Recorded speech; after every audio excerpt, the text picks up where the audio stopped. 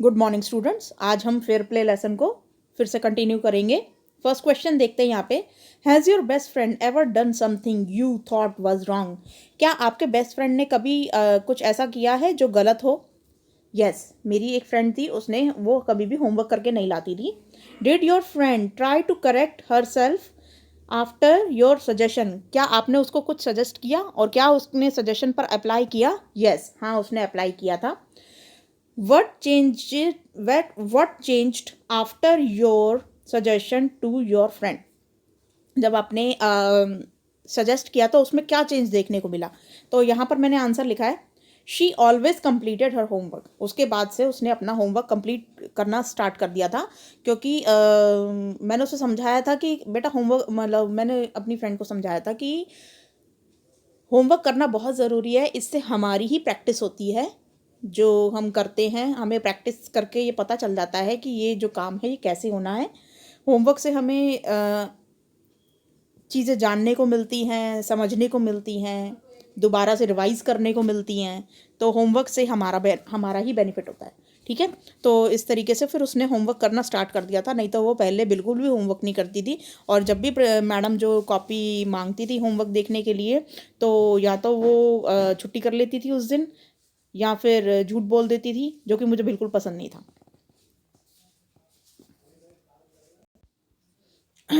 अब हम ये जो आगे का पैसेज है इसको पढ़ते हैं। Let us read what happen next to in the story fair play. Fair play में आगे क्या होता है अब हम पढ़ेंगे। The panchayat was held under the old banyan tree. फिर से जो पंचायत थी वो ओल्ड बनियान ट्री से के लिए, जो मतलब उसके नीचे लगती थी। Alagu stood up and said. Alagu जो था वो खड़ा हुआ और उसने कहा, the voice of the panch is the voice of God. जो कि पंचों की आवाज़ में गॉड की आवाज़ होती है। Let Sahu nominate the head panch. Sahu को, हेड पंच को, यानी कि मुख्य सरपंच को चुनने की अनुमति दीजिए। I will abide by the decision. मैं उसका डिसीजन मान लूँगा। अब यहाँ पर Sahu saw his chance and propose the name of Jumman. Sahu जानता था कि मतलब जुम्मन से इसकी लड़ाई हो रखी है, और उसने अपना ये चांस को यूज़ किया, बहुत अच्छे से यूटिलाइज़ किया और जुम्मन का नाम सजेस्ट कर दिया। अलगू हार्ट सैंक, और अलगू को बड़ा दिल में दुख हुआ। एंड ही टर्न पेल, और वो पीला पड़ गया। But what could he do, लेकिन अब वो कर भी क्या सकता था। The moment Jumman became head panch. वो मोमेंट जब जुम्मन को हेड पंच बनाया गया, he realize the responsibility as जज and the dignity of his office.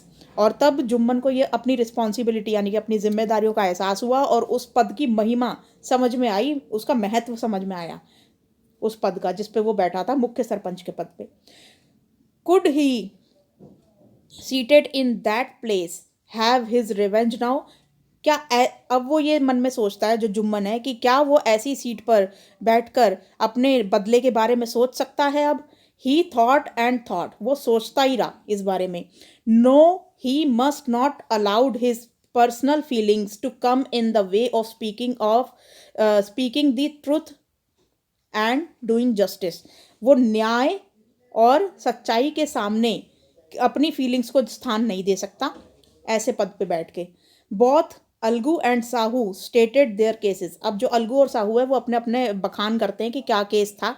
वो अपनी अपनी, जैसे होता है ना कि अपनी अपनी बात को आगे रखते हैं कि अलगू अपनी बात को आगे रखता है कि इसने ऐसे किया साहू ने, और साहू अपनी बात को ऐसे रखता है कि ये अलगू अब उसको परेशान कर रहा है पैसों के लिए। दे वर क्रॉस एग्जामिन्ड। अब जो है ये जुम्मन जो है हेड सरपंच की हैसियत से उनको क्रॉस एग्जामिन करता है, उनसे बातें पूछता है, बाकी सरपंच भी पूछते हैं। And the case was considered deeply, और जो बहुत अच्छे से विचार विमर्श होता है इसके ऊपर। Then Jumman stood up and announce. अब जो जुम्मन है वो अपना जो फाइनल फैसला है वो सुनाते हैं। जुम्मन जो है वो अपना फाइनल फैसला सुनाता है। It is our opinion that Sahu should pay Algu the price of the bullock. अब जो है वो जुम्मन जो है वो अलगू के पक्ष में फैसला लेता है कि साहू को अलगू को पैसे देने चाहिए मरे हुए बुलॉक के। When Sahu bought the bullock, जब साहू ने उस बैल को खरीदा था, it suffered from no disability और डिसीज। तब वो किसी भी तरीके की अपंगता और बीमारी से नहीं जूझ रहा था, यानी कि वो एकदम स्वस्थ था बैल।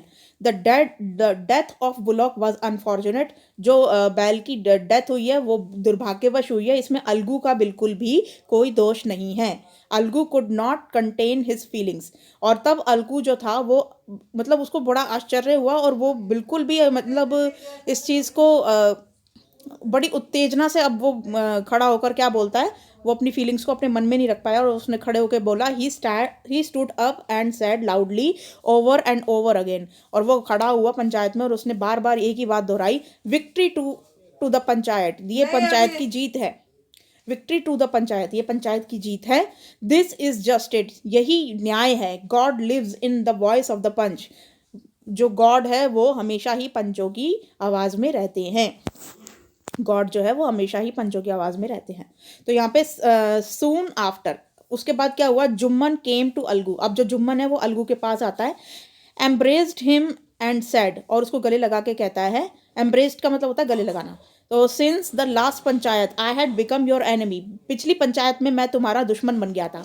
Today I realize that what it mean to be a panch, तो यहाँ पर वो जो जुम्मन है वो बोलता है कि एक पंच का बनना क्या होता है, ये मुझे आज समझ में आया। A panch has no friend nor enemy, एक पंच का ना तो कोई फ्रेंड होता है ना ही कोई दुश्मन होता है। ही नोज ओनली जस्टिस, वो सिर्फ न्याय को जानता है। Let no one deviate from the path of justice and truth, और किसी को भी अपने पाथ से, अपने पथ से भटकने नहीं देता, जो कि जस्टिस और ट्रुथ का पाथ होता है। फॉर फ्रेंडशिप और एनमिटी, और मतलब यहाँ पर, और यही जो सोच होती है ये बिल्कुल भी पंचों को डेविएट नहीं होने देती जस्टिस के पाथ से और ट्रुथ से, चाहे कोई उसका सामने फ्रेंड खड़ा हो चाहे एनिमी खड़ा हो। Algu embraced his friend and wept, अब अलगू जो है वो जुम्मन को गले लगाता मतलब रोता है। And his tears washed away all the dirt and misunderstandings between them, अब जो इस तरीके से अलगू फिर से जुम्मन को गले लगाता है, और उनके बीच में जितना भी मिसअंडरस्टैंडिंग्स थी दोनों के बीच में, वो सारी उनके आंसुओं से धुल जाती है। On the basis of your reading of the passage write true and false for the following statements, अब आपको नीचे सही और गलत लगाना है स्टेटमेंट्स के सामने कि कौन सी स्टेटमेंट ट्रू है और कौन सी फॉल्स है।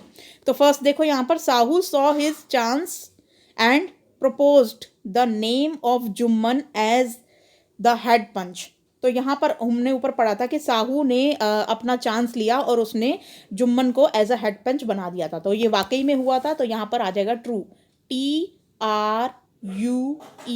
ये पूरा पूरा आप भरोगे। ट्रू फॉल्स ये पूरा पूरा लिखोगे, कोई भी T और F लिख कर नहीं छोड़ देगा। ट्रू लिखोगे तो TRUE लिखोगे, फॉल्स लिखोगे तो FALSE लिखोगे, ठीक है। मैं यहाँ पर सिर्फ T और F लिख रही हूँ क्योंकि यहाँ पे ज़्यादा जगह नहीं है। Jumman announced the Sahu should not pay Algu the price of the bullock, अब जुम्मन जो था वो ये जो जुम्मन है इसने जो जस्टिस करते टाइम ये अनाउंस किया कि जो साहू है उसको नहीं पे करने चाहिए अलगू को पैसे बुलॉक के। क्या ऐसा हुआ था? नहीं, यहाँ पर जुम्मन ने बोला था कि उसको जो साहू है उसको जुम्मन को वो अलगू को पैसे पे करने चाहिए मरे हुए बुलॉक के, तो यहाँ पर ये स्टेटमेंट जो होती है ये फॉल्स हो जाती है, FALSE फॉल्स, ठीक है। अब नेक्स्ट है, a panch knows only justice and has no enemy और फ्रेंड, एक पंच जो होता है वो सिर्फ न्याय जानता है, उसका ना तो कोई फ्रेंड होता है ना ही कोई एनिमी होता है, तो ये स्टेटमेंट एकदम ट्रू है, TRUE, ठीक है। नेक्स्ट है, Jumman realised his responsibility as a जज once he became head panch, तो क्या जुम्मन को अपनी रिस्पॉन्सिबिलिटी पता चल गई थी जब वो हेड पंच बन गया था? यस, तो यहाँ पे आ जाएगा ट्रू, TRUE, ठीक है। और नेक्स्ट है, Algu and Jumman embraced each other at the end of the story, और लास्ट में दोनों ने एक दूसरे को गले लगा लिया था, क्या ये ट्रू है? Yes, it is true, TURE, true. तो यहाँ पे हमारा ट्रू कौन कौन से हो गए, एक तो ये वाला ट्रू हो गया था, TRUE फर्स्ट वाला, और ये वाला भी ट्रू था, सिर्फ सेकंड वाला फॉल्स था ओनली ये, ठीक है। ये जो सेकंड वाला है ये ही फॉल्स है, बाकी सारे ट्रू है, ठीक है? तो यहाँ पे 5 में से सिर्फ़ एक ही फ़ॉल्स है, वो है सेकंड वाली लाइन, ये बाकी सारे ट्रू हैं। तो ये आपकी जो वर्कशीट है आज की कंप्लीट हो गई है। आई होप आपको कुछ समझ में आया होगा। Thank you.